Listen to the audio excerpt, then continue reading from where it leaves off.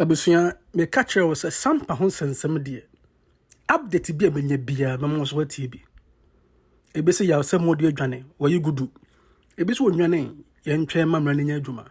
Yaw some more dear aunt me on my court in it. Na didn't see court. Now what is the judgment and the appeal? Nana Samgba Gyafla II personal aide. Akasa, na muminti.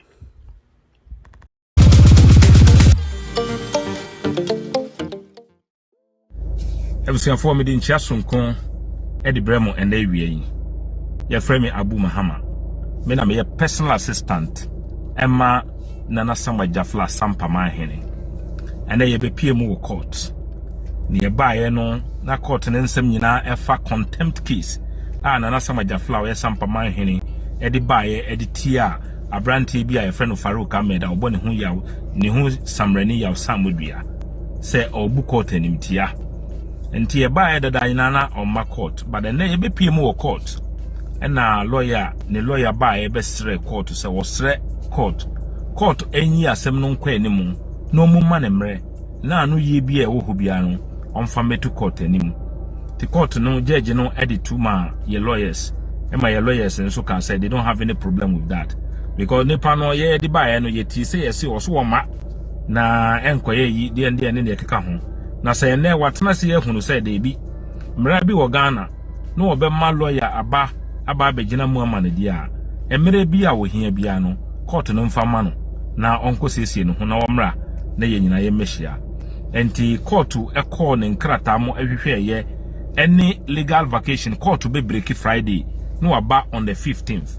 Enti omo hwe ne nyina wie no eno mo hunu se de bi. Omo mfa asem no enko hye eye 28th of October no na ye ba ne ye wo bia na ye nyina ba beka. Because court be call on a Friday or Friday ya obeba on the 15th of October. Enti oba 15th of October pe on the 28th no na ye nyina ya ba. Na enu ye bia omo de be dan court no na ya hweso na judge no agina so ne owo bia no waka kyerɛ enti ebusuafo sanete enti ya beda obi biara ase aye ne se ene wa ma ne lawyers aba na ye ba na ya ba beto asem no so ebinom dwin se na denti na akwa kyerɛ too much sa na se eba ebi se court no break Friday we ya na ene aye court no judge ne ntimi nka so wo mama ochena ne ene kotre wanu yebra na mentra asem na memu ade bi ye nya nuoma sa ese otime ma no adequate time a ono ankasa ebetimi prepare na oni anu yebi obo no de aba no wankase wa ma no mre papa e ma na prepare de sa na ekoye nti court ko break on Friday na omaba on the 15th of October, then on the 28th no na ya Sampa court nti ebusia sa na ekusi ye ti ebeda obi biara si na ye fi say yes oso oma ye society say yes almost ya na ye kotena baby ene ye di anu ye na free chief justice so by no ye di tum krata so di by no si no ye no ye hwefo ene ye tiefo ye buwom ene ye sign nim so mu ye nim difo nti ye nya ade a ye be fi say ye wo adwene bi sin wo mu a ye dada wo ti ye de nokre e wo yafa ti nokre ene ye ka enti ene wa man lawyers aba court aba besre court ena court ama ne mre na onkomra na unim ne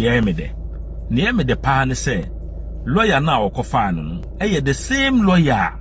ofa no emra ye gazette Nana Samgba Gyafla a wodi ba court se yen cancel Nana Samgba Gyafla ne gazette no sa lawyer kro no na wafa no nti ayemede to which me say lawyer no nim asem no mu dada enti ebema ye mrepi yebeka na ne mra ne sie no ne yaka ti mesro obi biara obi anka na komanto ne yam enye gidigidi yo enye neoma seye enye enu ne kyerese wo ye bema ne yo wodi mra ne amamre ne amane ye ade no ene kyerese o nyansa eni mra ti sa na Nana Samgba Gyafla odi kan edi be chichire Sampa oni ne nua ba ye le modan sa nimde ne nyansa ene abutre na omudi be chichire Sampa no eno nso na Nana Samgba Gyafla otoso mienu waba be di na de no sa nso na wono nso odi ebe chichire Sampa ti ebeda mo nyina ase ebeda mo ase pa ni etoso mienu a mepese me ne mudi nkomo kakra fa ho eye market na yes besin wo Sampa ebusiafo emra nana no mo chichire Sampa omo hunu se Sampa baby a esi no a vantage area Sampa be kɔ n'animu ti nana no mo di market area editu ho kese pa a ye market because current place na ye wo no esa ti nana no ko di market sa asase ne tu ho se ɛhɔ ɛna ye be develop na ye di adwana kɔ hɔ se ne ye be ye obi aba obenya baby atenase na wetimi adigwa in a decent way. Nti emra President Mahama edi the policy edi ba say or the 24-hour economy market urban it was something na ema ye ne gi pa if say ne na ewo ye nananom tremopo a enu nti omudi asase tu ho no ye hunu say saade no na President Mahama eba be implement edi amayen.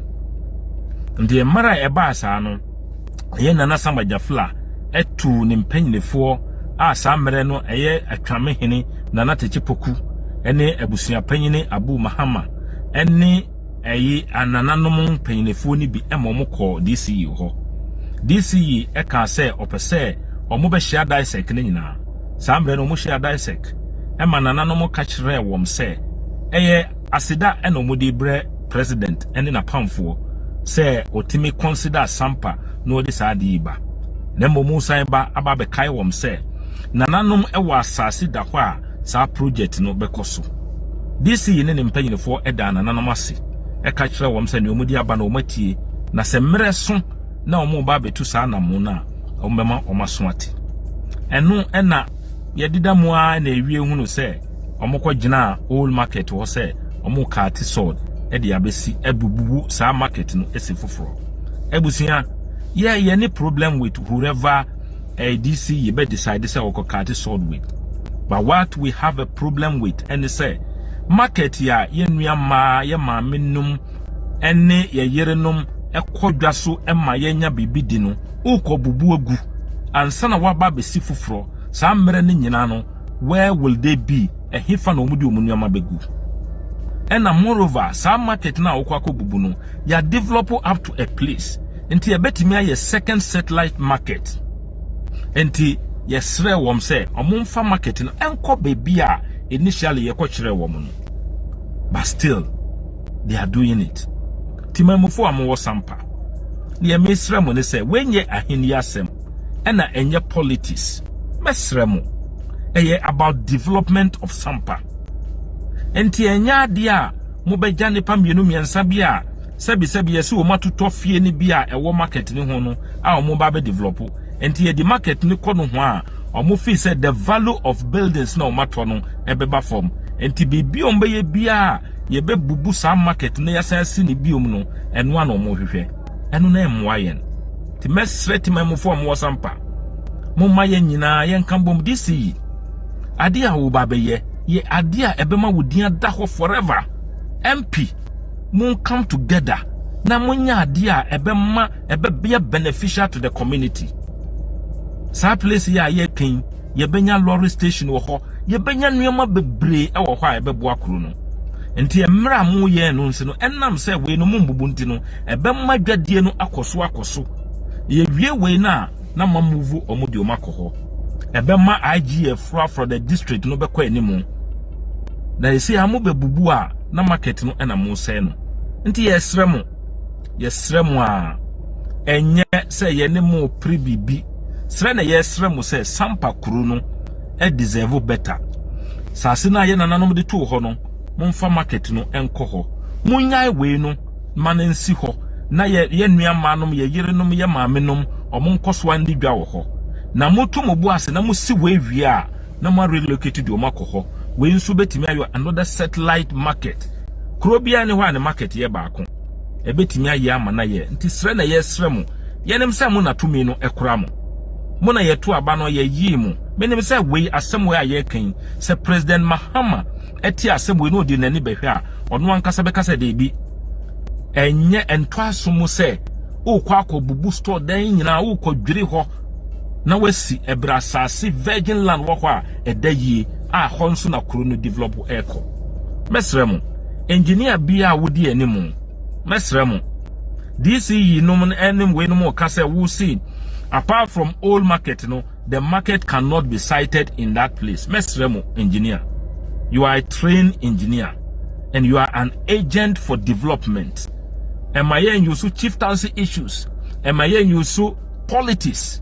Am I won't take a decision be enya dibia? At the end of the day, no, the nation as a whole will not benefit from it. Mesremo. Matiti say yes, binomo ka say the current market no nepa mienu miensa bi ne kura stores no enti omu bubu no omu sia no obi enya bi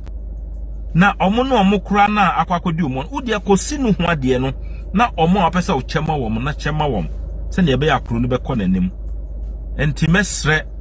emu obi biara ntena ho enka se ye politics emu obi ntena ho enka se ye ahensem enya ahensem na enya politics. We are calling on the leadership of the NDC to intervene and tell the people on the ground to do the needful. Mesre, enya obi abusua sika ene ye de kosi market no. Eyo on my money nyina. Ye taxes a ye tria ene ye de kosi.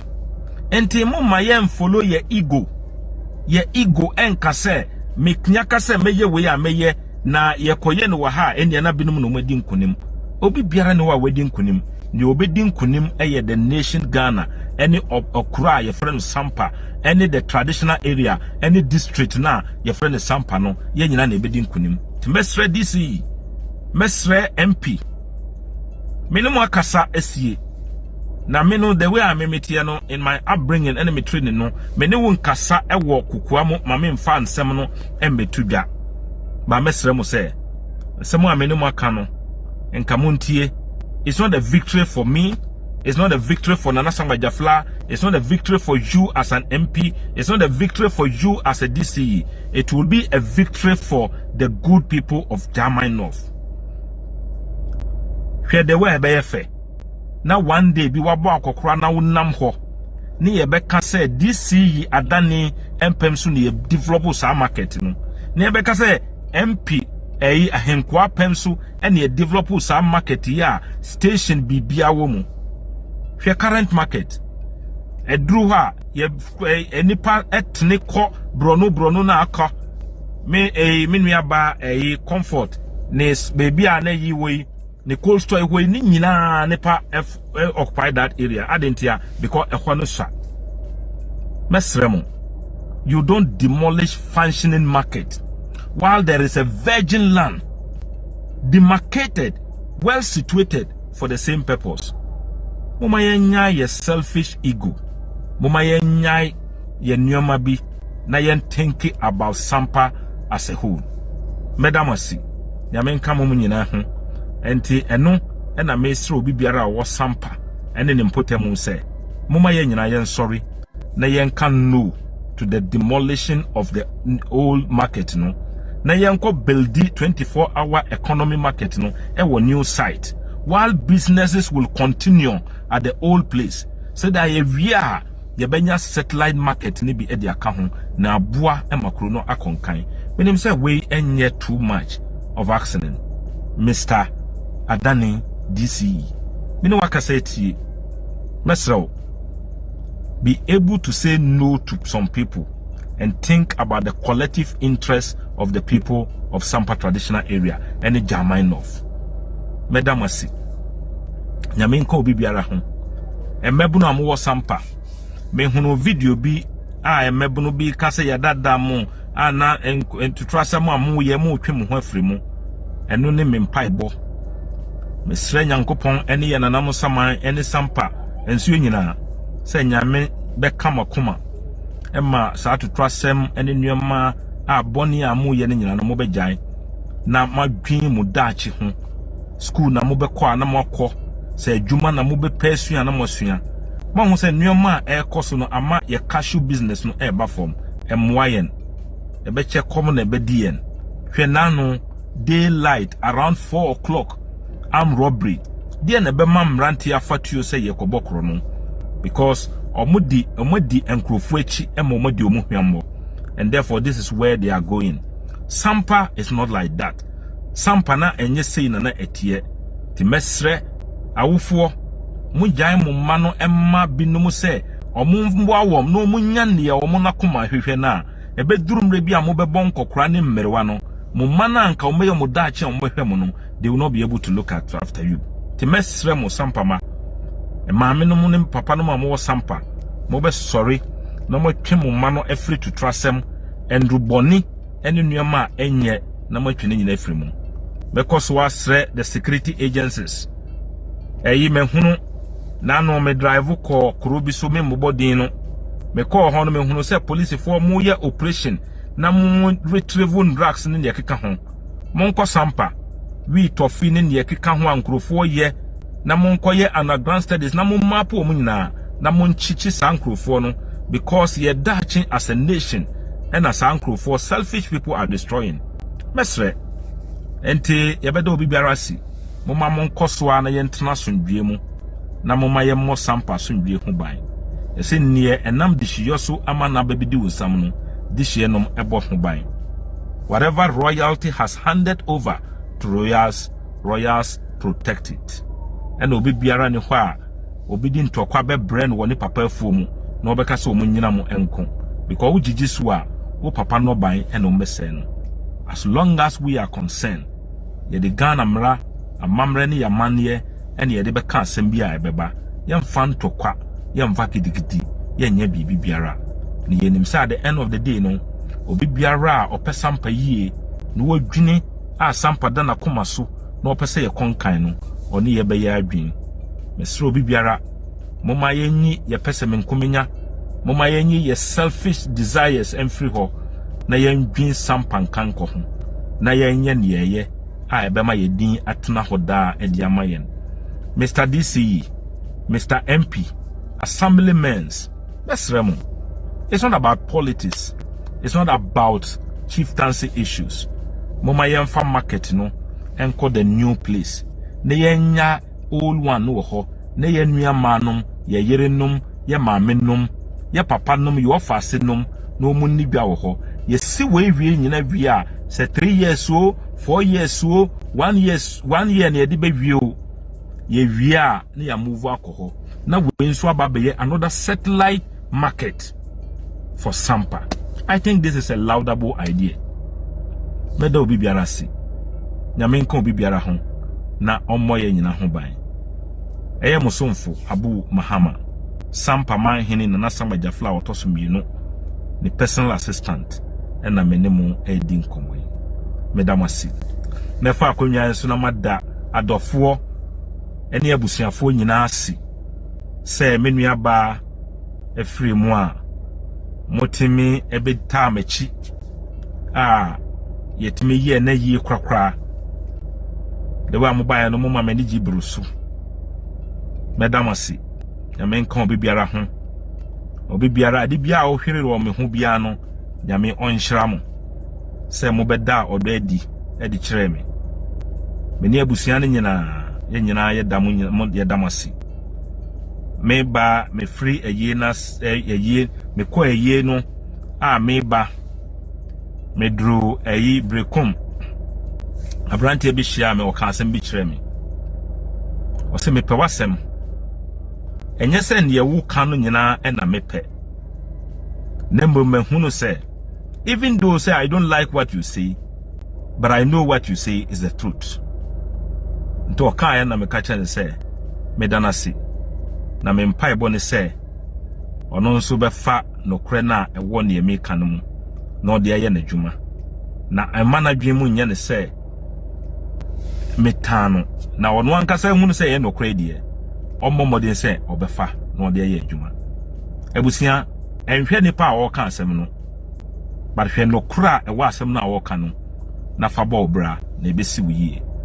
medamo nyina asi